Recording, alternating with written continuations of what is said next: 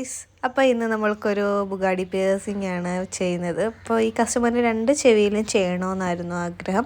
അപ്പോൾ 2 ചെവിയിൽ ചെയ്യുന്ന സമയത്ത് നമ്മൾക്ക് വെയിൻസ് നോക്കിയിട്ടാണ് നമ്മൾ ചെയ്യണത്.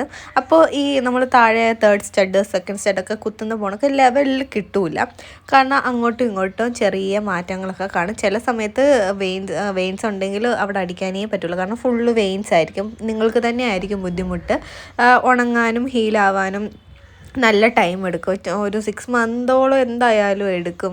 കാരണം വെയിൻസ് ഉള്ള സ്ഥലമാണെങ്കിലും അത് അവോയ്ഡ് ചെയ്യുന്നതായിരിക്കും ഏറ്റവും നല്ലത്. അല്ലെങ്കിൽ ഓപ്പോസിറ്റ് ചില കസ്റ്റമേഴ്സിന് ഇഷ്ടപ്പെട്ട സ്ഥലത്തൊന്നും അത് ചെയ്യാൻ കൂടി പറ്റാറില്ല. ഇപ്പോൾ കൂടുതലും അത് മാറ്റുന്നതായിരിക്കും നല്ലത്.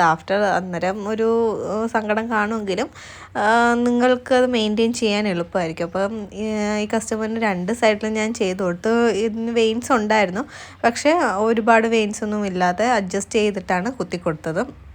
അപ്പോൾ ഇതാണ് ഫൈനൽ ഔട്ട്പുട്ട്. നിങ്ങൾക്ക് ഇഷ്ടപ്പെട്ടിട്ടുണ്ടെങ്കിൽ ലൈക്ക് ചെയ്യുക, ഷെയർ ചെയ്യുക, സബ്സ്ക്രൈബ് ചെയ്യുക. താങ്ക്